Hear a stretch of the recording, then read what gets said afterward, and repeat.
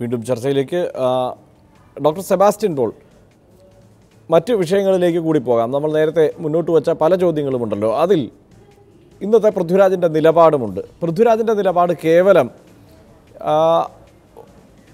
എന്താണ്, ഈ ഒരു സിനിമാക്കാരൻ എന്ന നിലയ്ക്ക് കുറേ സുഖിപ്പിക്കൽ ഡയലോഗുകൾ പറയുന്ന ഒന്നായി മാത്രം കാണാൻ കഴിയില്ല. കാരണം ഇവിടെ എല്ലാവരും പറഞ്ഞു, ഉറച്ച നിലപാട് ആ നടിക്കൊപ്പം നിന്നുകൊണ്ട് പൃഥ്വിരാജ് ഈ വിഷയത്തിൽ സ്വീകരിച്ചിട്ടുണ്ട്. അദ്ദേഹം മലയാളത്തിലാദ്യമായി അങ്ങനെ പറയണം, കാരണം മുമ്പ് അമീർ ഖാനൊക്കെ ഈ നിലപാട് സ്വീകരിച്ചിട്ടുള്ളവരാണ്. ഈ ആണത്ത പ്രഘോഷണങ്ങളുടെ ഒരു അന്ത്യം, തിരശീലയിലെ അന്ത്യത്തിന് കാരണമാകുമോ അദ്ദേഹത്തിൻ്റെ നിലപാട്? അല്ല, പൃഥ്വിരാജിൻ്റെ പ്രതികരണം അത് കേവലം താൽക്കാലികമായൊരു വൈകാരിക പ്രതികരണമായി തള്ളിക്കളയാൻ കഴിയില്ല. അതിനൊരു ഗൗരവ സ്വഭാവമുണ്ട്. ശ്രീ പ്രേംചന്ദ് ആദ്യമേ ഒരു കാര്യം ചൂണ്ടിക്കാണിച്ചു. നമ്മുടെ സിനിമയിൽ ഒരു നടി ആക്രമിക്കപ്പെടുന്നത് അല്ലെങ്കിൽ ജീവനൊടുക്കേണ്ടി വരുന്നത് ഇതൊന്നും ആദ്യത്തെ സംഭവമല്ല. എത്രയോ പ്രശസ്തരായ നടികളുടെ കഥകൾ നമ്മുടെ മുന്നിലുണ്ട്. അതെല്ലാം ആത്മഹത്യയായി മാറിപ്പോയിട്ടുണ്ട്. അതിൽ ഉത്തരവാദികളോ പ്രതികളോ ആരും നമുക്കറിയില്ല. ഇൻഡസ്ട്രി അങ്ങനെയാണ്. ഇൻഡസ്ട്രിയുടെ ഒരു മൗനമുണ്ട്. ഇൻഡസ്ട്രി എല്ലാ അക്രമികളെയും സംരക്ഷിക്കുന്ന ഒരവസ്ഥയുണ്ട്. ഇപ്പോഴും ഇൻഡസ്ട്രിയിൽ നിന്ന് വന്ന പ്രതികരണം, അത് പരസ്യമായി പലതൊക്കെ പറഞ്ഞു കാണുമായിരിക്കാം, ഇൻഡസ്ട്രിയിൽ വന്നിരിക്കുന്ന പ്രതികരണം അത്ര ആശാസ്യമായിട്ടുള്ള ഒന്നല്ല. അതിനിടയിലാണ് പൃഥ്വിരാജ് ഇപ്രകാരം വളരെ ധീരമായ മാതൃകാപരമായ പ്രഖ്യാപനം നടത്തിയിരിക്കുന്നത്. നമ്മുടെ എല്ലാ പ്രമുഖ നടന്മാരും, ഞാൻ പേര് പറയേണ്ട കാര്യമില്ലല്ലോ, അടുത്ത കാലത്ത് വന്നത് സിനിമകളിൽ പോലും അവരൊക്കെ എത്രമാത്രം സ്ത്രീ വിരുദ്ധമായ സിറ്റുവേഷൻ മാത്രമല്ല, ഡയലോഗുകൾ, ഒരു അന്തസ്സില്ലാത്ത മാന്യതയില്ലാത്ത ഡയലോഗുകൾ, അതൊക്കെ എന്ത് സന്ദേശമാണ് നൽകിക്കൊണ്ടിരുന്നത്. അപ്പോൾ അതിൽ നിന്ന് വ്യത്യസ്തമായ ഒരു സമീപനം അദ്ദേഹം സ്വീകരിച്ചെങ്കിൽ, ആ നടൻ സ്വീകരിച്ചെങ്കിൽ, അത് മലയാള സിനിമാ വ്യവസായത്തിന്, ആ മേഖലയ്ക്ക് മൊത്തം നൽകുന്ന വളരെ അത്യാവശ്യമായിരുന്ന ഒരു സന്ദേശം കൂടിയാണ്. ശ്രീമതി സാറ ജോസഫ്, എങ്ങനെയാണ് പൃഥ്വിരാജിൻ്റെ നിലപാടിനെ കാണാൻ കഴിയുക? അത് ഈ കല എന്ന നിലയ്ക്ക് ഇതിനെ വിലയിരുത്തുമ്പോൾ ഈ നിലയ്ക്കുള്ള പ്രഖ്യാപനങ്ങളിലൊന്നും കഴമ്പില്ല എന്നും, ഈ മോശം കഥാപാത്രങ്ങളെ കൂടി അവതരിപ്പിക്കുമ്പോഴാണ് ഒരു കലാകാരൻ പൂർണ്ണനാകുന്നത് എന്നുമൊക്കെയുള്ള വിലയിരുത്തലുകൾ അദ്ദേഹത്തിൻ്റെ ഈ പ്രഖ്യാപനത്തിന് പിന്നാലെ കേട്ടു. മാത്രമല്ല, ഈ താനിനി അവതരിപ്പിക്കാനിരിക്കുന്ന മോശം പദങ്ങൾ ഒഴിവാക്കിയാൽ ഇവിടെ നല്ലത് വിളയും എന്ന് പ്രത്യാശിക്കുന്നത് തമാശയാണ് എന്ന മട്ടിലുള്ള വിലയിരുത്തലുകളും കണ്ടു. എങ്ങനെയാണ് പൃഥ്വിരാജിൻ്റെ നിലപാടിനോടുള്ള വിലയിരുത്തൽ? അത് ഒരു തിരുത്തലാണ്. പൃഥ്വിരാജ് താൻ ഇതുവരെ തുടർന്നു വന്നത്, അല്ലെങ്കിൽ താൻ അബോധപൂർവമോ അല്ലെങ്കിൽ തൻ്റെ തൊഴിലിൻ്റെ ഭാഗമായോ ചെയ്തുകൊണ്ടിരുന്നത് എന്താണ് എന്ന് തിരിച്ചറിയുകയും അതിലെ സ്ത്രീ വിരുദ്ധമായ സംഗതികളെ ഒഴിവാക്കി തിരുത്തി ഒരു നിലപാടെടുക്കുകയും ചെയ്തതായിട്ടാണ് നമുക്ക് ബോധ്യമുള്ളത്. ബുദ്ധിയുള്ളവരാണ് അങ്ങനെ ചെയ്യുക. അത് ഒരു കലാകാരൻ്റെ സാമൂഹികമായ കടമയാണ്. കലയിലെ നല്ലതും ചീത്തതയും ഒക്കെ ചെയ്യേണ്ടി വരും. പക്ഷേ ഇതുപോലെയുള്ള സംഗതികളിൽ ഒരു തിരുത്തലുകൾ ആവശ്യമുണ്ട്, ഒരുപാട് വെട്ടിത്തിരുത്തലുകൾ. ആ വെട്ടിത്തിരുത്തലുകൾ വരുത്തിയതാണ് പൃഥ്വിരാജിൻ്റെ ഈ നിലപാടിൻ്റെ പിന്നിലുള്ളത് എന്ന് തന്നെയുമല്ല, അദ്ദേഹം അതിലെ ഒരു അപ്പോളജിക്കേറ്റ് ആയിട്ടുള്ള ഒരു നിലപാടാണ് അദ്ദേഹം സ്വീകരിച്ചത്. ഇനി അങ്ങനെ പറയില്ല എന്ന് പറയുമ്പോൾ ഇതുവരെ പറഞ്ഞതിലേക്ക് ഒരു തിരിഞ്ഞുനോട്ടം ഉണ്ട്. നമ്മുടെ സിനിമ എല്ലായ്പ്പോഴും ഇപ്പോൾ നമുക്കറിയാം, ഒരു റേപ്പ് ചെയ്യപ്പെട്ട ഒരു സ്ത്രീക്ക് പിന്നെ സാമാന്യമായ കുടുംബജീവിതം, സാധാരണ കുടുംബജീവിതം സാധ്യമല്ല എന്ന മെസ്സേജാണ് കൊടുത്തുകൊണ്ടിരിക്കുന്നത്. അത് സാധ്യമല്ല. ഭർത്താവ് സംശയിക്കും, അങ്ങനെ സമ്മർദ്ദത്തിൽപ്പെട്ട് അവരെ ആത്മഹത്യ ചെയ്യുകയോ അല്ലെങ്കിൽ അവരുടെ ജീവിതം ദുരന്തപൂർണ്ണമാവുകയോ ചെയ്യും.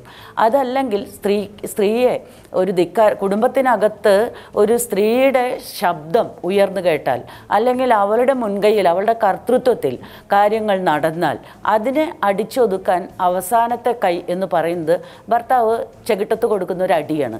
ആ അടി കിട്ടുന്നതോടുകൂടി നടി മര്യാദ പഠിക്കുന്നു, അവർ നേരെയാവുന്നു. പല കഥാപാത്രങ്ങൾ, ഉർവശിയൊക്കെ ചെയ്തിട്ടുള്ള ചില കഥാപാത്രങ്ങൾ ഞാൻ ഓർക്കുന്നുണ്ട്. അപ്പോൾ ഒരടി കൊടുത്താൽ ഉടനെ തന്നെ നടനെ അല്ലെങ്കിൽ നായകനെ കീഴടങ്ങിക്കൊണ്ട് കുടുംബത്തിൽ മര്യാദക്കുട്ടിയാവുക എന്ന് പറയുന്ന ഒരു അന്ത്യമാണ് സ്ത്രീകൾക്ക് നമ്മുടെ സിനിമ കൊടുക്കുന്നത്. അതിന് സിനിമക്കാർ പറയുന്ന ഒരു കാര്യം സമൂഹത്തിൽ അത് അല്ലെങ്കിൽ ചിലവാകില്ല എന്നുള്ളതാണ്. എത്ര തെറ്റാണ്! അപ്പോൾ ഇവിടെ നമ്മൾ ഇപ്പോൾ മനസ്സിലാക്കേണ്ട ഒരു കാര്യം, പൃഥ്വിരാജ് നൽകുന്ന ഒരു പാഠം എന്ന് പറയുന്നത് ആരോ എഴുതി കൊടുക്കുന്ന അമ്മയ്ക്ക് നിരക്കാത്ത ഭാഷയിലുള്ള ഡയലോഗുകൾ വിളിച്ചു പറഞ്ഞ് ഈ സിനിമ കാണുന്ന അവരുടെ ഫാനുകളും അല്ലാത്തവരും ഒക്കെ ആയിട്ടുള്ള പൊതുസമൂഹത്തിലെ ചെറുപ്പക്കാരുടെ പ്രത്യേകിച്ചും ആണത്തത്തെ പ്രകോപിപ്പിച്ച് അല്ലെങ്കിൽ അങ്ങനെ തന്നെയാണ് വേണ്ടത് എന്ന് ആ ഒരു മൂല്യം അടിച്ചുറപ്പിക്കുന്നതിൽ, മൈൻഡ് സെറ്റ് രൂപപ്പെടുത്തുന്നതിൽ സിനിമ വഹിക്കുന്ന പങ്കും തങ്ങൾ പറഞ്ഞ ഡയലോഗ് വഹിക്കുന്ന പങ്കും എന്താണെന്ന് തിരിച്ചറിയാണ്. കാരണം സിനിമയ്ക്കും പ്രത്യേകിച്ച് ഈ ഹീറോ ഷീറോ ഈ രണ്ട് പേരിലെ ഹീറോകൾക്ക് ഉണ്ടാക്കാൻ കഴിയുന്ന സ്വാധീനം, സമൂഹത്തിൽ ഉണ്ടാക്കാൻ കഴിയുന്ന സ്വാധീനം ഷീറോകൾക്ക് ഉണ്ടാക്കാൻ കഴിയുന്നതിനേക്കാൾ വളരെ കൂടുതലാണ്. അതുകൊണ്ട് തന്നെ തങ്ങൾ ഉണ്ടാക്കുന്ന ചീത്ത സ്വാധീനത്തെ തിരുത്തുകയാണ് പൃഥ്വിരാജ് ചെയ്തത്. ഇത് അനുകരണീയമാണ്. ഇന്ന് പോലും ഒരു മുതിർന്ന നടൻ ഇരുന്ന് പറയുന്നത് കേട്ടു, ഞാൻ പഠിച്ചൊന്നുമില്ല, ക്ലാസ്സിലിരുന്നിട്ട് മുഴുവൻ സമയം ടീച്ചറെ നോക്കിയിരിക്കുകയായിരുന്നു, അങ്ങനെ എന്തൊരു സുന്ദരിയായിട്ടുള്ള ടീച്ചർ എന്ന് പറയുമ്പോൾ അത് കൊടുക്കുന്നൊരു പാഠമുണ്ട്. ഇതൊക്കെ ഉത്തരവാദപ്പെട്ടവർ പറയുമ്പോൾ മനസ്സിലാക്കണം. ആ മനസ്സിലാക്കിക്കൊണ്ട് തിരുത്താൻ കഴിയുമെങ്കിൽ തിരുത്തുമ്പോഴാണ് ആരോഗ്യകരമായ ഒരു സമൂഹത്തെ സൃഷ്ടിക്കുന്നതിൽ കലാകാരന് അയാളുടെ സാമൂഹികമായ കടമ നിർവഹിക്കാൻ കഴിയുകയുള്ളൂ. സോഷ്യൽ ജസ്റ്റിസ് എന്ന് പറയുന്നത് സ്ത്രീകൾക്കും ദളിതർക്കും നേരെ കാണിക്കേണ്ട അല്ലെങ്കിൽ ചെയ്തിരിക്കേണ്ട ഒരു കടമയാണ്. അത് അവരുടെ മനുഷ്യാവകാശം എന്ന് പറയുന്നതിനേക്കാൾ നമ്മൾ ചെയ്തിരിക്കേണ്ട കടമയാണ്. നമ്മൾ ചെയ്യേണ്ട കടമ നമ്മൾ ചെയ്തോ എന്ന് ഡയലോഗ് പറയുന്നതിന് മുമ്പ് പരിശോധിക്കണം. ഇതെന്താണ് ഈ പറയുന്നത്? ഈ നടിക്കെതിരെ അല്ലെങ്കിൽ ആ നായിക കഥാപാത്രത്തിനെതിരെ അല്ല പറയുന്നത്, മൊത്തം സമൂഹത്തിലുള്ള സ്ത്രീകൾക്കെതിരെയാണ് ആ ഡയലോഗ് വീശുന്നത്. അപ്പോൾ അവിടെ നിസ്സംഗത പാടില്ല, ഉത്തരവാദിത്തമില്ലായ്മ പാടില്ല, സമയമില്ല എന്ന് പറയാൻ പാടില്ല, സെറ്റിൽ വരുന്നു, വേഷമിടുന്നു, കിട്ടിയ ഡയലോഗ് പറയുന്നു എന്ന് പറയുന്ന ഒരു തരം ഉത്തരവാദിത്തമില്ലായ്മ പാടില്ല. അത് ഇനി പറയുമ്പോൾ സൂക്ഷിക്കണം. സൂക്ഷിച്ചു പറയാനുള്ള തിരിച്ചറിവിലേക്ക് വരണം. ഇവരെക്കാൾ വളർന്നു കഴിഞ്ഞു സമൂഹം എന്നെങ്കിലും കുറഞ്ഞപക്ഷം ഇവർ തിരിച്ചറിയേണ്ടതുണ്ട്. ആ തിരിച്ചറിവിലേക്ക് പോകും എന്നും കരുതാം. ശ്രീ പ്രേംചന്ദ്, ഈ സിനിമയുടെ പിന്തുണയല്ല സൗഹൃദത്തിൻ്റെ പിന്തുണയാണ് അത് എന്ന് ഭാഗ്യലക്ഷ്മി ഉറപ്പിച്ചു പറയുമ്പോൾ അതങ്ങനെ തന്നെ 100% നമ്മൾ വിശ്വസിക്കണം. കാരണം ആദ്യം മുതൽ ഒപ്പമുള്ള ഒരാളാണ് ഭാഗ്യലക്ഷ്മി. മറ്റ് നടിമാർ, ഈ പേരെടുത്ത് പറഞ്ഞ ഗീതു മോഹൻദാസ് ആവട്ടെ, റിമ കല്ലിങ്കലാവട്ടെ, പിന്നെ നമുക്കറിയാവുന്ന പൃഥ്വിരാജോ ആഷിഖ് കപൂറിനെയോ പോലെയുള്ളവരാവട്ടെ, അങ്ങനെ ഒരു സംഘമാണ് ഈ നടിക്കൊപ്പമുള്ളത്, അല്ലാതെ സിനിമയല്ല. അപ്പോൾ ആ സിനിമയല്ല എന്നതുപോലെ ഈ സർക്കാരുമല്ല. നമ്മൾ കരുതുന്ന വലിയ ഒരു സൗഹൃദം അല്ലെങ്കിൽ ഒരു വലിയ പിന്തുണ ഈ കുട്ടിക്ക് ലഭിക്കുന്നില്ല എന്നത് തന്നെയാണ് വാസ്തവം. അപ്പോൾ പൃഥ്വിരാജിൻ്റെ ഈ നിലപാടുകളൊക്കെ സിനിമയിൽ എന്തെങ്കിലും മാറ്റം വരുത്തുമോ?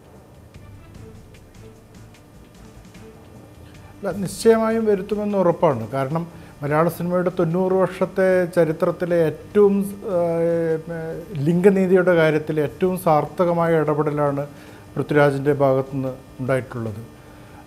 ആഷിഖ് കപൂറിൻ്റെയും റിമ കല്ലിങ്കലിൻ്റെയും ഒക്കെ പിന്തുണ, സൗഹൃദത്തിൻ്റെ പിന്തുണ, ഭാഗ്യലക്ഷ്മി പറഞ്ഞ പോലെ സൗഹൃദത്തിൻ്റെ പിന്തുണയാണെങ്കിൽ കൂടി സിനിമയിൽ ഇവോൾവ് ചെയ്ത് വരുന്ന, സിനിമയിൽ രൂപീകരിക്കപ്പെട്ട് വരുന്ന പുതിയ നീതിബോധത്തിൻ്റെ പ്രതീകങ്ങളാണിവർ.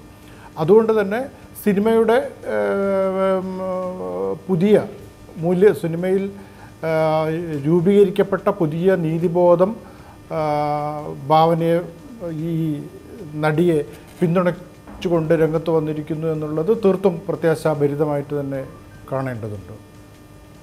തിരിച്ചു വരാം. ഒരു ചെറിയ ഇടവേള കൂടി വേണം. ഇടവേളയ്ക്ക് ശേഷം